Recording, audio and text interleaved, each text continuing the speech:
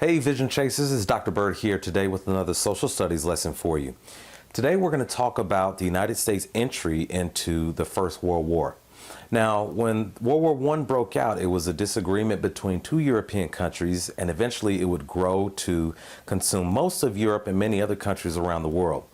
But at the time, the United States was adamant about remaining neutral. Now, neutral simply means neither taking one side over the other. As a matter of fact, President Woodrow Wilson earned a second term on the promise that the United States will remain neutral in this conflict. Now, there are some who would say that the United States wasn't so neutral as they supplied both sides during the war. Between the years 1914 and 1916, American exports, sale or trade to other countries grew tremendously during those years. So the World War I was very beneficial for the American economy. Now, it's important to mention that American exports would be a point of contention during this war. This is because the German supply line is eventually going to be cut off by the British naval blockade. So eventually exports to Germany are going to drop tremendously simply because ships were not permitted to pass in order to deliver to Germany.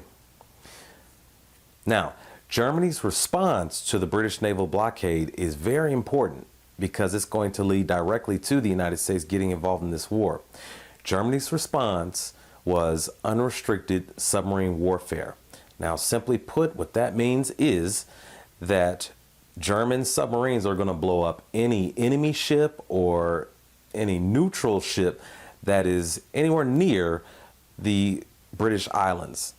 Now, during World War I, the German submarines would sink many ships in the name of unrestricted submarine warfare.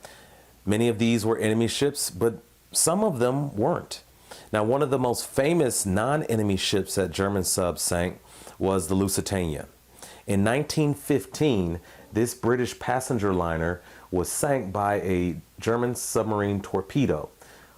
1,198 people were killed. Of those 1,198 people, 128 were Americans. Now, back home, talk of war grew while others pressed for neutrality. But ultimately, it was Wilson who would decide to deal with this situation peacefully and diplomatically. Ultimately, the Germans did agree to stop unrestricted submarine warfare only for a little while. As the relationship between the United States and Germany became more fragile as a result of unrestricted submarine warfare and all the American lives lost, there was something else that happened that further prompted the United States to think about entering this war.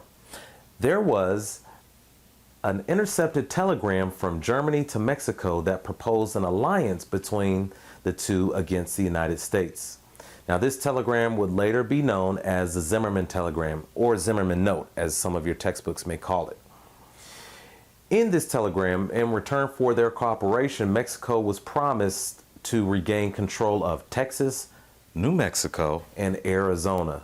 Now, obviously, you can understand how this would cause even more people to be upset and obviously think about going to war with Germany because of this proposed alliance.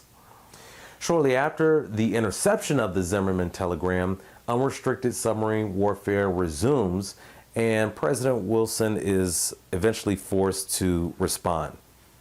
On April 2nd, 1917, President Woodrow Wilson asked Congress for a declaration of war, and that declaration is received only 4 days later, and that is how the United States gets involved in World War I. Well, that's our social studies lesson for the day. That sums up how the United States became involved in World War I. Please feel free to download the worksheet that goes along with this video to supplement your notes and further strengthen your study routine as you chase your vision of academic success.